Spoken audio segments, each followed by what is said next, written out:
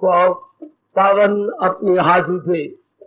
कृष्णाय वासुदेवाय हरिये परमात्मने प्रय न क्लेश नाशाय गोविंदाय नमो नमः। गोविंदाय नमो। वसुदेव सुतम देवम कंसानुर्मर्दनम देवकी परमानंदम कृष्ण जगत गुरु कृष्ण वंदे श्री कृष्णा शरणौ मम। श्री कृष्णा शरणौ मम। श्री कृष्णा शरणौ। आओ भाग्यशाली कल्याणकारी मेरे देवियों, बड़भागी गीता के पैरोकार मेरे सज्जनों, धार्मिक भाइयों, कीजिए अपने मन को एकाग्र, जोड़ दो भगवान जी की अत्यंत मधुर एवं कल्याणकारिणी वाणी में। इन दिनों उन्हीं की विशेष कृपा का हम विशेष लाभ उठाते हुए 12वें अध्याय को आदर मान सत्कार पूर्वक श्रवण कर रहे गए। हमारे सरताज और मन के राजा भगवान कृष्ण अब उन दिव्य गुणों का वर्णन करने जा रहे गए जो मेरे और आपके अंदर होने अत्यंत आवश्यक है। चूंकि आप दिलो जान से भगवान की भक्ति में लगकर अपना कल्याण करना ही चाहते हैं। कई गुण तो आप में घर कर गए हैं, अभी कई गुण आपसे रूठे हुए गए। परमात्मा जाने क्यों आपसे कई गुण रूठे हुए गए, उनको हमने मनाकर अपने अंदर लाना है। प्रभु मुझे शक्ति दे, मैं आपके रूठे हुए गुणों को आपके मन में ला सकूं और भगवान से आपके लिए भी कहला सकूं। वही है मेरा भक्त प्यारा। मुझे कितने प्यार के लहजे से, कितनी मीठी शैली से भगवान जी अपनी श्रीमुख से कहती हैं, सामे प्रिया। वो मुझे बहुत प्यारा है। और आखिर में जाके कहते हैं इसी अध्याय के 20वें श्लोक में, क्या प्रेमे अतीव प्रिया। अतीव लगा दिया, अर्थात वो मुझे अत्यधिक प्यारे हैं, अत्यधिक। इसके बाद तो कोई शब्द ही नहीं जो अपने अंदर के प्रियतम को प्रकट कर सके। तो घर में भी देखती हैं, कमाऊ पुत्र प्यारा लगता है। स्कूलों कॉलेजों में भी देखा, इंटेलिजेंट की ओर मास्टर जी ज्यादा ध्यान देती हैं, प्रोफेसर ज्यादा देखते हैं उनकी ओर। कोई क्वेश्चन डालें तो उनसे पूछ लेंगे। वाह, हर जगह देखा जाता है गुण वालों की कदर होती है, धन वाले की कदर होती है। इसलिए हमारे देश में ये कहावत कितनी प्रसिद्ध है, इस माया दे 3 नाम, परसू परसात परसराम। धन नहीं था तो वे परसू मर जावे, बोलता तो नहीं पिया। धन हो गया तो परसा राम राम राम राम भाई। और लक्ष्मी भगवती आ गई, सेठ परशुराम जी, सेठ परशुराम आपके तलुए में हमारे हाथ गर्मी न लगे। वाह वाह। संसार और भगवान का स्वभाव ऐसे ही है। महाराज जी भी उन्हीं से प्यार करती हैं जिनमें गुण आ जाए, और जिनमें गुण आ जाता है, मैंने कई बार कहा, गुणों से ही प्रेम उत्पन्न होता है। आपको नहीं पता तो मेरे से जानकारी कर लो। जैसे खिले हुए फूलों से ही सुगंधी निर्गत होती है, हाँ, सघने बादलों में से ही छमाछम वर्षा होती है, हाँ, इसी तरह आप समझ लीजिए गुणों में से ही प्रेम उत्पन्न होता है। प्रेम कोई खेत में नहीं उगता, प्रेम किसी हाट पे नहीं बिकता, तो प्रेम गुणों से प्रकट होता है। अब भगवान से भी प्रार्थना करते रहना जब तक ये प्रसंग कई दिन लगातार जारी रहेगा। मेरी देवियों, ओ मेरी कल्याणकामी सज्जनों, और विशेषकर ये जितने आए बैठे हैं युवक, इस युवक वर्ग से भी मैं कहूंगा, जरा भगवान से प्रार्थना कीजिए ये गुण आप में आ जाए। भरा जोबन है आपका, अभी आ गए तो जिंदगी बड़ी अच्छी कटेगी। जाप में बड़ा मजा आता है, ध्यान में हम गुम हो जाते हैं। जिसके पल्ले गुण हो बच्चे, फिर आप देखेंगे, मेरी अभी वाणी पर विश्वास कर लो, जो गुण आते जाते तो जाप में मजा, जीवन में मजा, कर्म करने में मजा है। हाँ, अभी मेरे पर विश्वास करो तो यही विश्वास आपका अपना अनुभव आज नहीं तो कल से ही बनने ही वाला। बिल्कुल। तो कल हमने पहला गुण सुना, अब ये 13वां श्लोक शुरू हुआ, 13वां से लेकर 20 श्लोक तक ये लगातार हमारे सरताज गुणों का विस्तार पूर्वक वर्णन करने जा रहे हैं। और मैं फिर भी कहता हूं आगे निकलूंगा, जरूर ये गुण आने चाहिए, क्योंकि हम कल्याणकामी है। जिससे नौकरी करनी हो जरूर वो ग्रेजुएट हो, अच्छा, जरा सेहत भी अच्छी होनी चाहिए, अच्छा, थोड़ा बहुत तजर्बा भी होना चाहिए। नौकरी के लिए ये क्वालिफिकेशन या विशेषताएं बड़ी जरूरी है। विशेषताएं अगर मैं ना बोलूं तो और शब्द आप मुझे क्या बताओगे? शाबाश, रोज दाल खाया कर मां दीजिए। योग्यताएं, बहुत ही अच्छा शब्द। विशेषताएं या योग्यताएं, इधर भी तो मैं यही देख रहा हूं कि ये विशेषताएं एवं योग्यताएं अनिवार्य रूप से चाहिए, अनिवार्य रूप से। तो मैं तो यही कह सकता हूं मेरे देवियों, अपने प्रभु से, अंतर्यामी से प्रार्थना कीजिएगा कि प्रभु ये गुण, ये योग्यताएं जरूर मेरे में आनी चाहिए। जब आप चाहते हैं कि इन गुणों वाला ही तर जाता है, प्रभु मेरे में भी ये योग्यताएं अवश्य में आए।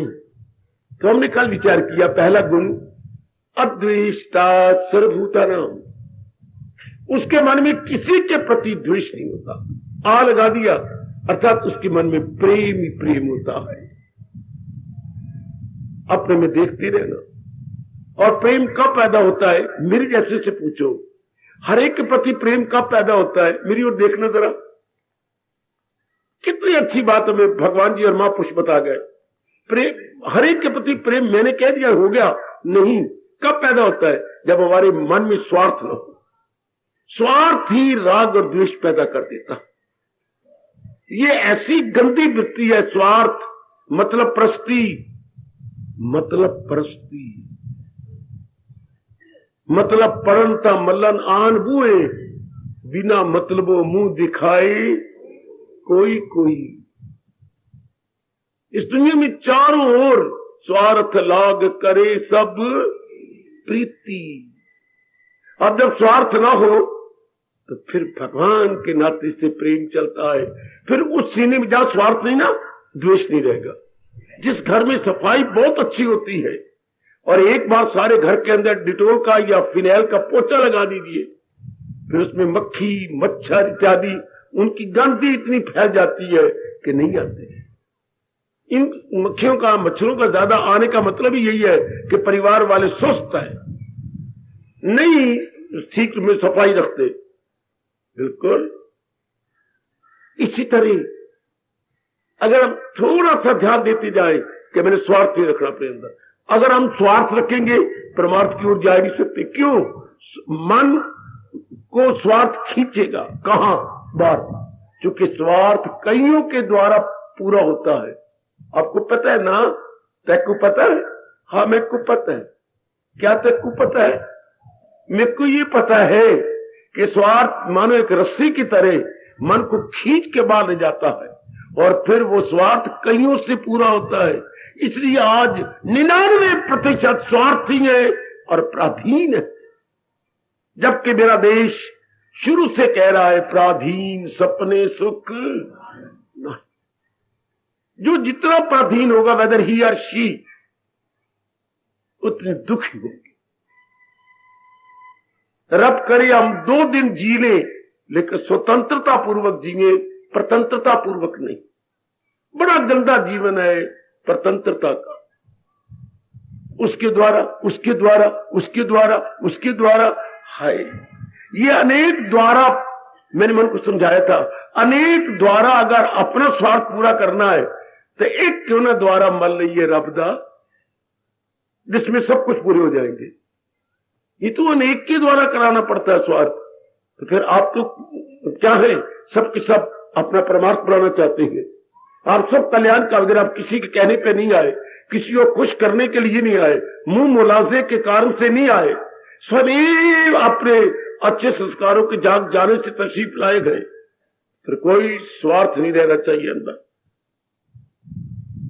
चूंकि भगवान की भक्ति तब शुरू होती है स्वार्थ समाप्त प्रभु प्राप्त के दिल की पट्टी पर मोटे अक्षर में लिख लो, स्वार्थ समाप्त वो गुड और प्रभु प्राप्त। फिर देरी क्या है, मन अंतर हो क्यों जाएगा। किसी के प्रति मेरा द्वेष नहीं होगा तो खींचताई नहीं होगी, रस्साकशी नहीं होगी। मन क्या होगा, मैं स्पष्ट कहने जा रहा हूं, मन क्या होगा, stand still, no more wavering, no more tossing, but always stabilised good. मन केंद्रीभूत रहेगा और भक्ति के लिए ये गुण अनिवार्य है। It is most essential, most inevitable law कि हमारा मन एकाग्र रहे, केंद्रीभूत रहे। बस यही स्वार्थ है जो न चाहने पर आपको इस तरह मन को खींच के ले जाता है।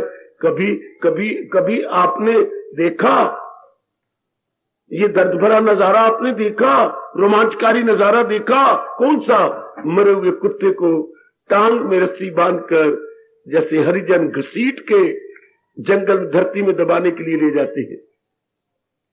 इसी तरह याद रखना, स्वार्थ आपके जिंदा इंसान को बाहर खींच के ले जाता। वो तो मुर्दे कुत्ते को ले जा रहे हैं, कोई हैरानगी नहीं। क्या ये हैरानगी नहीं कि स्वार्थ एक जिंदा इंसान को खींच के ले जा रहा।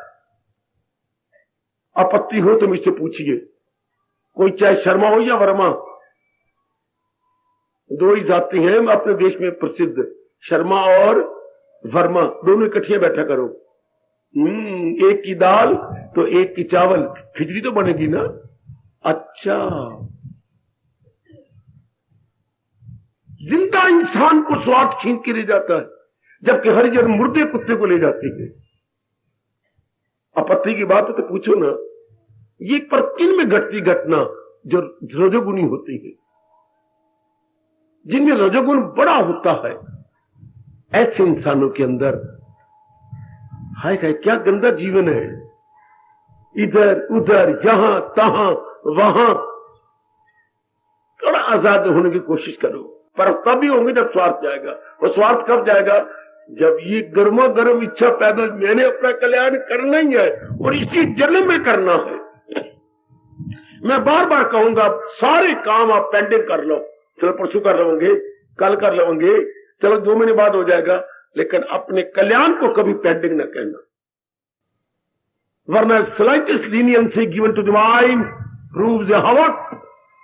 थोड़ी सी भी ढील मन को दे दी गई तो मन क्या कर देगा, तबाही मचा देगा। इसको ये नहीं कहना मैंने कल्याण इसी जन्म में करना है। समझा मेरी भोली भाली बेटी, नारी का चोला जे, मेरे मालिक ने गोल्डन अपॉर्चुनिटी आपको दी है, पूरा लाभ उठा जाओ। कोई पेंडिंग या स्थगित नहीं करना, मैंने कर ही लेना कल्याण, इसी जन्म में अपना कल्याण कर जाना। फेंक के मारो स्वार्थ को परे, बस न राग न द्वेष। भगवान की शर्त बड़ी जल्दी पूरी, तरीके मैं बताऊंगा, अब करना तो आपने है ना, क्योंकि ये खुद ही करने से बनती है, दूसरे करने से नहीं। ये हमारे महापुरुषों ने कहा, सिर का बोझ है खुद ही फेंकोगे तो सिर हल्का होगा, प्यास लगी है खुद ही पानी पियोगे तो प्यास बुझेगी, भूख लगी है खुद ही बैठ के परोठे खाओगे तो भूख दूर होगी, और अगर मुक्त हो जाना है तो खुद ही साधना करोगे तो बात बनेगी। किसी दूसरे कहने से साधना नहीं बन सकती, नहीं बन सकती। भगवान का ये फरमान कभी झूठा नहीं हो सकता। बाबा बाबा कौन सा, वो खुद को उभारे, वो खुद को उठाए। हम जैसे समझा सकती हैं, प्रेरणा दे सकती हैं, आप में उत्साह बढ़ा सकती हैं, लेकिन करना तो आपको ही होगा। मां सारे कुछ कर सकती है। कितनी मां जान मारती थी, मैं तो अपने घर में देखा करता था, 1940-45 की बातें कर रहा हूं। कितनी जान मारती थी मां, कितनी जान। हमारे वक्त मेरी बेटी एक बड़ी मशीन होती थी रोटियां पकाने वाली, कौन सी, मिट्टी का तंदूर, जिसमें मां छाती तक तंदूर के अंदर जाके वो लगाया करती थी फुलके, या वो पीड़ा के अंत नीचे से लगाते हुए ऊपर आना। हाँ, इतनी तपश के अंदर। एक बार तो मैं हिल जाता था। मैं कहना कि अगर पुत्र मैंने तो रोटियां पकानी है, तू फिर घर जरा ठहर के आया कर, मैंने तो पकानी नहीं, तू मुझे ना देखकर तेरा मन दुखता था, तू ठहर के आया कर। कितनी कुर्बानी से हमारी माताएं रोटियां पकाती थी। अब इतनी कुर्बानी, सब्जी भी, ये भी सब कुछ कुर्बानी से। और बताऊं, हाँ, हमारे वक्त सब्जी कहां बनती थी, कहां बनाते थे, तंदूर के अंदर। इतनी स्वादी बनती थी दाल सब्जी, क्योंकि धीरे धीरे पकती जानी है। थोड़ा सा गोबर तोड़ के रोटियां पक गई तंदूर में से, फिर नीचे आंच तो होती थी, तो गोबर तोड़ा नीचे रख दिया और पतीली रख दी, धीरे धीरे रिश्ती रहेगी। लो, तंदूर से बन जानी, मुफ्तो मुफ्ती सब्जी बन जानी और मुफ्तो मुफ्त रोटियां पक जानी। शाबाश, कितनी कुर्बानी। लेकिन खानी तो हमें पड़ती थी। बाकी सब कुर्बानियां माँ जी करते हैं, पिता कर लेता है, लेकिन खानी आपको पड़ेगी। साधना तो आपको करनी। साधना मन की खुराक है, जबकि भोजन हमारे तन का भोजन होता है। वो हमारा तन का भोजन है, ये हमारा मानसिक भोजन है, हमें खुद करना होगा। बड़ी गंदी वृत्ति आई, बात बात में द्वेष जाता है। पर द्वेष कब होता है? देखो देखो देखो देखो, जो फिर वही बात आ गई। द्वेष हम कब, किसे प्यार होता है, हमारा मित्र होता है, अच्छी हमारी सखी होती है, हमारा लेना देना होता है, शाबाश, हम अपने घर से सब्जी रोटी लेके उसके घर में चले जाती हैं। आधी सब्जी तू अपनी मुझे दे दे, आधी सब्जी मेरी तू ले ले। हाँ, तू 4 फुलके ले आई, मैं भी ले 4 ले आई, 2 आपने मुझे दे दे, 2 मेरे ले ले। फिर हमारा प्यार बहुत बढ़ जाएगा। वाह वाह, जब धर्मराज ने पत्र भेजा है भी ऐसा कर लिया करो, आधा गिलास तो पानी तू पी ले, आधा मैं पी लेती हूं। वाह वाह, बहुत अच्छी। लेकिन आपस में फिर भी तकरार हो जाता है, द्वेष हो जाता है। कब? जब आपके किसी स्वार्थ को उस द्वारा चोट लगती है, या दूसरे शब्दों में, जब वो बिचारी या आपका मित्र कोई आपका स्वार्थ पूरा नहीं कर सकता। जब भी, फिर भी वही शब्द कहूंगा, किसी स्वार्थ को चोट लगी, बस आपसे सहन नहीं होता। उस द्वारा किए गए कितने उपकारों पर आप लाल हड़ताल फेर देते हैं। स्वार्थ को चोट लगने पर, आपके कृष्ण कह रहे हैं, गीता कह रही है, तब आपको चोट लगती है। कामात् क्रोधा अभिजायते, जब कोई कामना पूरी करने में समर्थ नहीं होता, तब आपके मन में द्वेष आ जाता है। शाबाश। तो तरक्की को हम कब करेंगे? हम अपनी खुशी से सब प्रकार की आशा को छोड़ दें। नहीं छोड़ोगे तो देख लो, भगवान कह रहे हैं, कौन मेरा प्यारा होगा? जिसके मन में किसी के प्रति द्वेष नहीं। दूसरे शब्दों में, जिसके मन में किसी प्रकार की किसी से आशा नहीं। बस ऐसा व्यक्ति दिन दूनी रात चौनी उन्नति कर जाएगा। पहला गुण होना हम सब में बड़ा जरूरी। मेरे जैसे क्या सज्जनों एकांत में रहती हैं, एक कमरे में अपने सारा दिन रात काट लेते हैं। आपको तो जगह जगह जाना है, ना चाहने पर भी घाट घाट का पानी पीना पड़ेगा। न चाहने पर भी today here tomorrow there and day after tomorrow anywhere else, here there everywhere. न चाहने पर भी टुडे हेयर टुमारो, ये आजकल की जिंदगी है। आज आप अत्र हो, कल आप तत्र हो, फिर सर्वत्र। हाय मेरा रूपा, अत्र तत्र सर्वत्र। पता नहीं मेरे रब ने, मैं नहीं कह सकता देवियों, आप क्यों के पहिए लग गए हैं? आप तो नारी 4 दीवारी थी, आज मेरी बेटियों को ही पहिए लग गए हैं। आप भागती फिरती हो पहिए जैसे वाकर में बच्चे को लगती है नीचे वाकर पहिए लगे होते हैं, घर में घूमता फिरता है, फर्श होता है बिल्कुल लेवल। आपको भी पत्नी वाकर मिल गया कहीं ना कहीं से, तो बहुत चक्कर काटनी पड़ती है, बहुत व्यवहार करना पड़ता है, नर रूप में तो बहुत ज्यादा। पर अगर आपने कल्याण करना है, मैं बार बार अनुरोध पूर्वक कह रहा हूं, बाबा क्या द्वेष को छोड़, कई आपके अनुकूल नहीं होंगे, कई आपका स्वार्थ पर स्वार्थ ही न रखो। ना होगा बांस न बजेगी बंसरिया, ना होगा कारण तो ना होगा कार्य। When there is no cause, no effect। हाय कितना अच्छा नियम है ये दुनिया में, cause and effect always go hand in hand। कार्य और कारण हमेशा हाथ मिला के चलते हैं। तो द्वेष का कारण ढूंढो, कारण क्या है? स्वार्थ। तो रिमूव दी स्वार्थ for ever, then there would be no द्वेष एट ऑल। कोई कारण ही नहीं। अब इस तरह भगवान की वाणी को समझा करो। हम भगवान की वाणी को भारतीय मनोवैज्ञानिक रूप से समझे, भारतीय क्या फिलॉसफी की तरफ समझे, बड़ी जल्दी हम पढ़े लिखे हैं, हमारे मन में पक्की हो जाएगी। सारी मेरी बेटियां पढ़ी लिखी हैं। आहा आहा आहा, पहले आपने जो फिलॉसफी पढ़ी है वो एजुकेशनल पढ़ी है, ये बच्चों को जो पढ़ाने के लिए एजुकेशन फिलॉसफी। अब ये फिलॉसफी है, ये क्या है? Ethical philosophy, ethical psychology, ethical जो हमारे एवरीडे लाइफ में काम आती है, हमारे लोक परलोक में का अंग्रेजी का एथिकल है, हमारा शब्द है नैतिक। नीति से बन गया नैतिक मनोविज्ञान। हाय हाय, ये जो नैतिक मनोविज्ञान वो सिर्फ स्कूल में पढ़ाने में काम आएगा।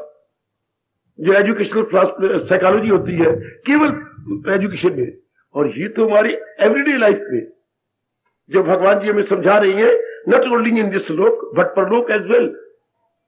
इससे हमारे दोनों लोग बन जाते हैं, तो बड़ा जरूरी है। इसलिए भगवान ने इस गुण को नंबर 1 दिया। देखो, पहला दर्जा दिया इस गुण को। किसी के प्रति कोई द्वेष नहीं होगा जब स्वार्थ। बहुत अच्छे, बहुत अच्छे।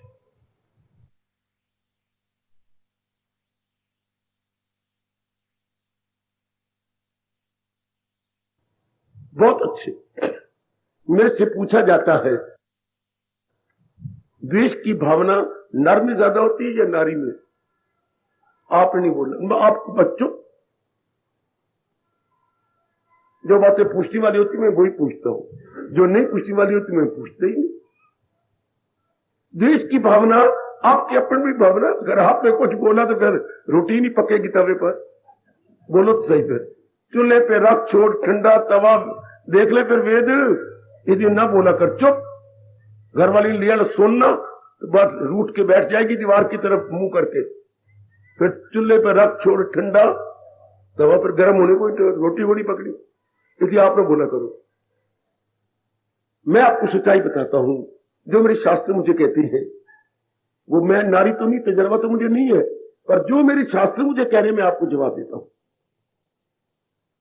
द्वेष की भावना दोनों में मैं इसलिए कह रहा हूं ताकि आप ध्यान दें कि हमें ज्यादा ध्यान देना पड़ेगा, क्योंकि द्वेष की भावना किसमें ज्यादा होती है? ध्यान देना, जिसका मन नरम होगा, जिसमें कामने ज्यादा हो जाती हैं, वो नारी है। आप मेरी बेटी हो, मैं तो पक्षपात रह क्योंकि बात करूंगा। मुझे आप उतने प्यारे हैं जितने ये प्यारे हैं। आपकी कसम, मेरा मन तो कहीं भी झुका हुआ नहीं सिवाय एक परमात्मा के। तो मैं आप सच्चाई से धर्म कंडे पे तोल के कह रहा हूं, नारी के मन में द्वेष की फीलिंग ज्यादा होती है या नरम मन से हो जाती है। अच्छा, फिर आपको ज्यादा क्या करना चाहिए? ज्यादा भगवान से प्रार्थना करनी चाहिए। प्रभु, जब हमारे में ये गुण स्वाभाविक रूप से, मैं कहूंगा स्वाभाविक रूप से ज्यादा है, तो आपको विशेष कृपा करनी होगी प्राणनाथ अंतर्यामी कि ये फीलिंग निकल जाए। भगवान जरूर मान लेंगे। बस मैं फिर भी बार बार कहता जा रहा हूं, अपने स्वार्थ से रखिए। हर वक्त मन ठंडा, हर वक्त दुआएं निकलती रहेगी, सर्वे भवन्तु सुखी। हर समय दुआएं निकलती, सब जीव सुखी रहे, सबका रोशन हो चरागे जिंदगी, सबके खैर व आफियत की है दुआ, अहले आलम में हो एक एक का भला। हम एक एक का भला चाहेंगे, जिनके मन में स्वार्थ को नहीं वो एक एक का भला, उसके लिए सारी बराबर है। जिसके मन में स्वार्थ नहीं सारी बराबर है, हाय गाय गाय गाय गाय, सारी बराबर। माधो का देना नहीं, ऊदो से लेना नहीं, कहावत अपने देश में कितनी अच्छी है।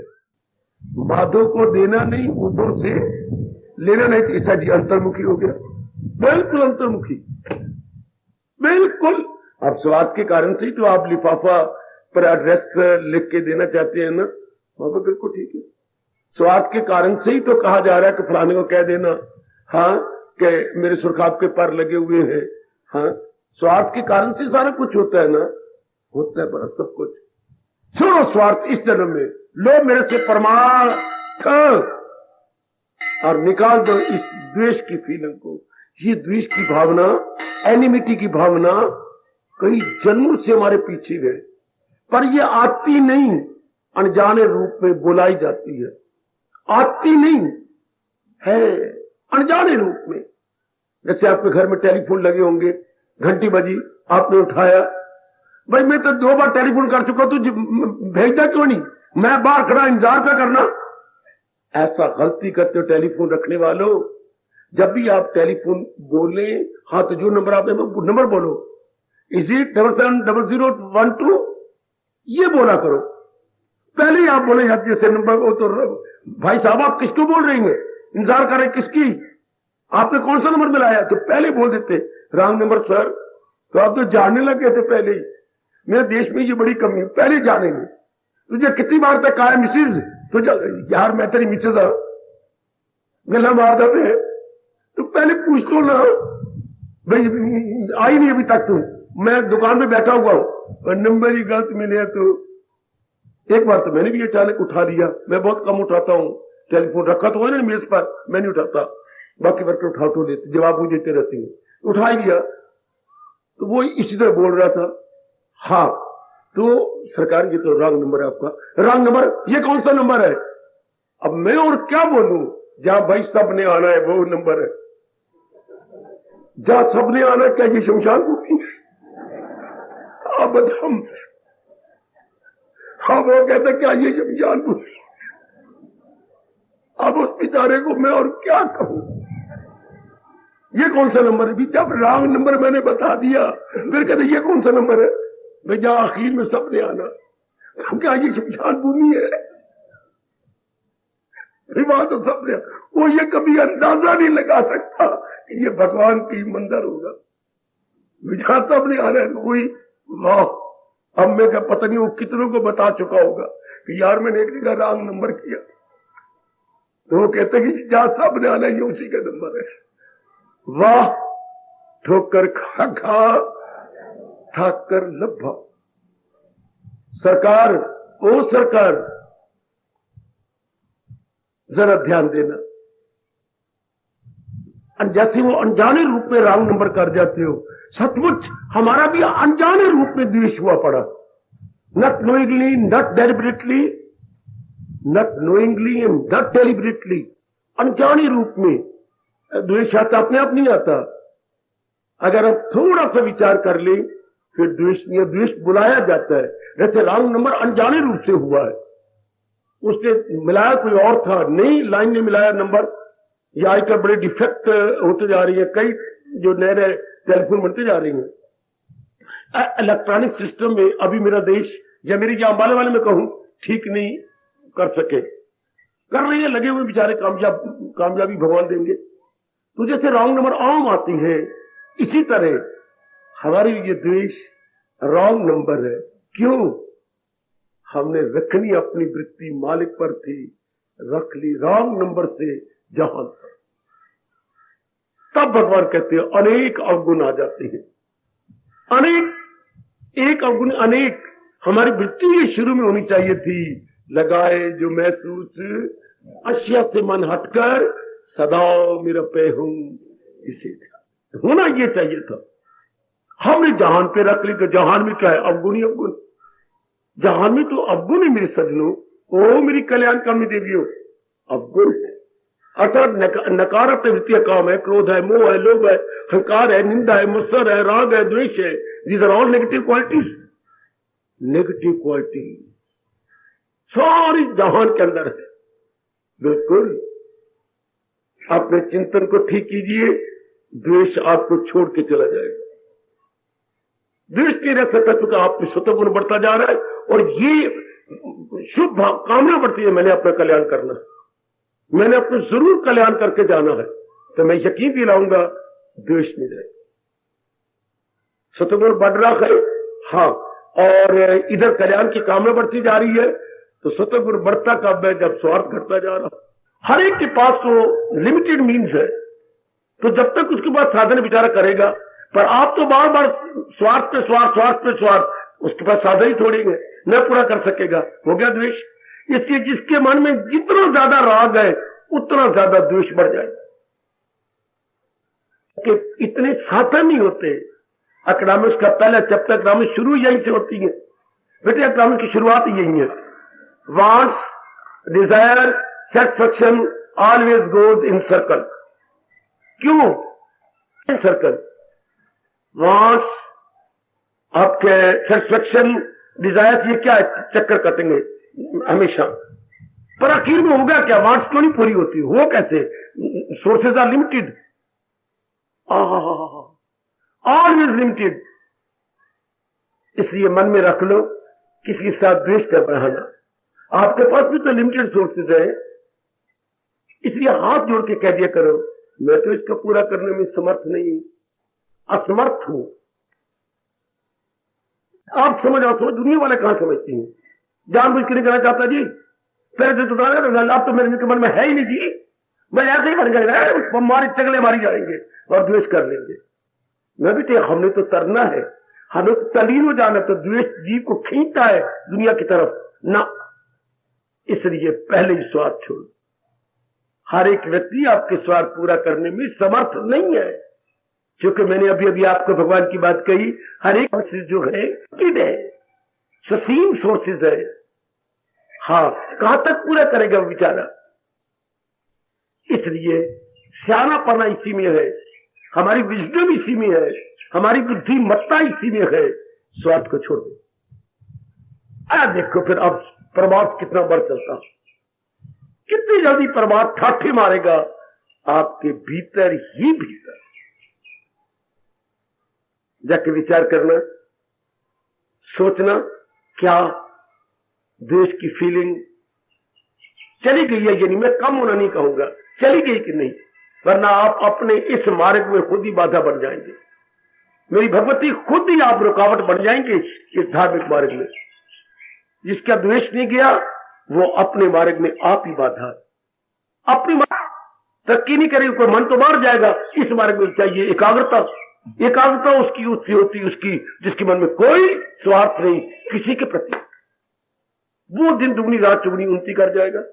और जिसके मन में स्वार्थ है और फिर परमार्थ बनाना चाहता है, वो बुद्धू है, ना कभी नहीं कर पाएगा। इसलिए जाके फारग होके विचार करना, द्वेष की फीलिंग मेरे में नहीं ना, अर्थात इन अदर वर्ड्स मेरे में कामना तो नहीं ना, अर्थात मेरे में स्वार्थ तो नहीं ना। और अगर हो जाता है तो भगवान से प्रार्थना करो, प्रभु इस स्वार्थ रूपी डैम को, इस स्वार्थ रूपी राक्षस को मेरे से निकाल, ताकि मैं खूब भजन करूं आपका, खूब एकाग्र होकर के आप में जुट जाओ। इसलिए रब ने कहा वो चोटी कर जाएगा, याद करवा के अब चुप हो रहा हूं, कौन चोटी की भक्ति कर जाएगा? ना हो उसको ख्याले दुई से कोई लो। ख्याले दुई इज इक्वल टू स्वार्थ, ख्याले दुई इज इक्वल टू दुनिया, और दुनिया इज इक्वल टू स्वार्थ। स्वार्थ के अतिरिक्त दुनिया और किसी का नाम नहीं। यूं तो इतनी बड़ी दुनिया है, इतना विराट रूप है दुनिया का, तो हम दुनिया में थोड़ा रहते हैं, हम तो चंद एक स्वार्थों की दुनिया में रहते हैं। आएगा वाह मेरे प्रभु, हम संसार में नहीं रहते, चंद एक स्वार्थों वाली बनी हुई सेल्फ क्रिएटेड वर्ल्ड में रहते हैं। सेल्फ क्रिएटेड निजी रूप से रचित हुई, स्वार्थों द्वारा रचित हुई दुनिया में मैं और आप रह रहे हैं। तो स्वार्थ को निकाल दे, अपनी दुनिया खत्म। हर एक के प्रति प्रेम, हर एक के लिए सर्वे भवन्तु सुखिना की शुभ भावना से शुभ निकलेगी दुआएं और बेड़ा पार। परमात्मा करे हमारे अंदर द्वेष की फीलिंग किसी के प्रति ना हो। कोई हमारे से द्वेष करे, बेशक करे, कोई कुछ करता है बेशक गाली देता रहे, हम तो शुभ भावनाएं देंगे। जितना बढ़ पड़े आपसे, 100% नहीं तो 90% कर लो, 80% कर लो, मेरे में स्वार्थ ना रहे। तब आप देखोगे कितनी भक्ति बढ़ती, कितनी एकाग्रता बढ़ती, कितना दिव्य प्रेम बढ़ चलेगा। पहले गुण की कदर करो मेरी माताओं, मेरी बेटियों, मेरे बुजुर्गों, मेरे भाइयों, पहले गुण की कदर करो। इसलिए गोसाई जी ने परिभाषा की है दुनिया की, स्वार्थ लाग करे। उन तो देवताओं को भी नहीं छोड़ा। सुर नर मुनि की ये गए रीति। सुर मैंने देवता, नर मैंने एक सवाने पुरुष, मुनि जो इस मार्ग में लगा है मननशील। सुर नर मुनि की ये गए रीति, स्वार्थ लाग करे सब। लेकिन आप तो इससे ऊपर उठना चाहती हैं। मेरी देवियां तो जरा और ऊंचा चढ़ जाए, अपने स्तर को, अपने स्टैंडर्ड को बढ़ा देना चाहती हैं, तो फिर स्वार्थ को छोड़ो। तभी तो हम देव पुरुष कहलाएंगे। हम एकाग्र होकर मालिक की जात में तलीन होंगे। जब स्वार्थ को सदा के लिए कह देंगे, स्वार्थ मेरी सुन, गश्ती गश्ता गच्छन्ति, गो वेंट गॉन, और उधर भगवान से प्रार्थना करते रहना, प्रभु इस अवगुण को मेरे अंदर ना आने दो। मैं आपकी भक्ति करके तर जाना चाहता हूं, और ये जबरदस्त बात है, ये अवगुण जीव को बाहरमुखी कर देता है। मैं सदा अंतर्मुखी रहना चाहता हूं। काट दो इसे, जैसे प्रभु ने 15वें अध्याय में कहा, इन्हें काट कर ढूंढ फिर वो मकाम, पहुंच कर जहां से न लौटे। फिर तो कहे मुझको परमेश्वर की, किया जिसने हस्ती का दरिया, जिन्हें सारी सृष्टि बनाई है। फिर मजा आता है तो कहे अब श्री कृष्णा शरणौ मम, श्री कृष्णा शरणौ मम। हार्दिक धन्यवाद, हार्दिक आशीर्वाद।